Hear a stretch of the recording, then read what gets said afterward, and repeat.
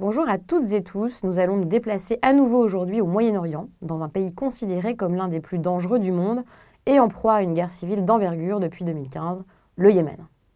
Pays au carrefour de l'Afrique et de l'Asie, comme on peut le voir ici avec le Moyen-Orient donc au nord et la Corne de l'Afrique au sud, eh bien le Yémen bénéficie d'une place stratégique d'envergure.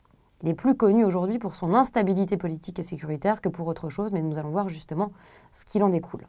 Yémen signifie en arabe la droite. Ce lien est établi en fonction de l'orientation des Arabes par rapport au soleil levant. Il se situe en effet dans la zone au sud de la péninsule arabique, comme on le voit ici, donc, à l'extrême sud de l'Arabie saoudite. Et c'est un État qui s'est construit récemment. Rodolphe vous l'a expliqué, d'abord, sous autorité ottomane, le Yémen est devenu une monarchie, puis une république au moment de la dislocation de l'URSS en 1990, avec effectivement donc deux parties, Yémen du Nord et Yémen du Sud, qui sont réunifiées.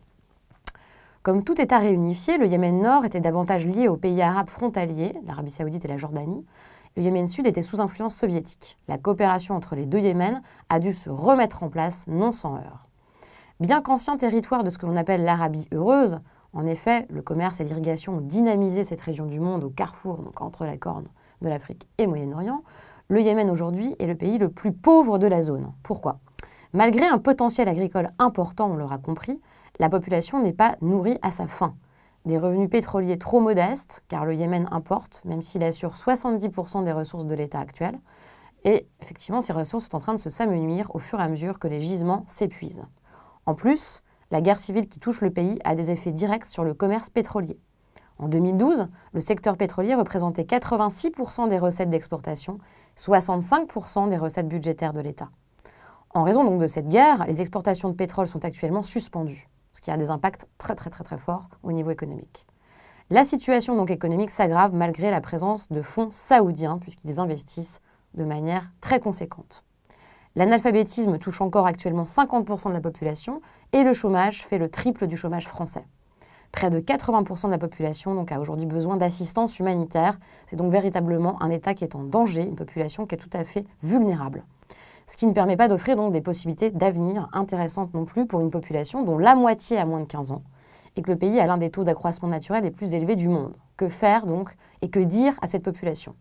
C'est d'ailleurs le pays le plus peuplé de la péninsule arabique avec presque 27 millions d'habitants, c'est-à-dire quasiment l'équivalent de l'Arabie saoudite qui fait donc une superficie beaucoup plus conséquente. Mais pourtant, c'est donc l'un des pays les plus menacés par la malnutrition et l'insécurité. Le Yémen fait partie de ce qu'on appelle les pays les moins avancés, les PMA. Son IDH le place en 160e place sur 188 en 2015. Le tribalisme, c'est-à-dire l'organisation sociale par tribu, oppose des factions différentes et la diversité culturelle et religieuse du pays n'a pas permis une concorde claire.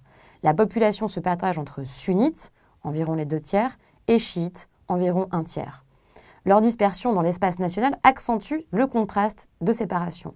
Minoritaires dans la population totale, largement absents des régions du pays ouvertes sur l'extérieur, les chiites sont majoritairement dans la partie isolée qui se trouve au nord du Yarim, c'est-à-dire à peu près dans cette zone-là. La situation actuelle est donc extrêmement compliquée, d'autant que le Yémen accueille une des zones les plus importantes du terrorisme islamiste avec la présence de l'AQPA, on verra ce que c'est, sur place. D'ailleurs, récemment, 5 membres présumés d'Al-Qaïda ont été tués au Yémen dans une série d'attaques nocturnes de drones attribuées aux États-Unis. Donc c'était dans la nuit du mardi 18 au mercredi 19 avril dernier. Les États-Unis ayant intensifié leurs opérations anti-djihadistes depuis l'arrivée au pouvoir de Donald Trump à la présidence. Ainsi, pouvons-nous nous interroger aujourd'hui sur l'état de la situation yéménite, quels sont les bilans sécuritaires et géopolitiques que l'on peut en tirer.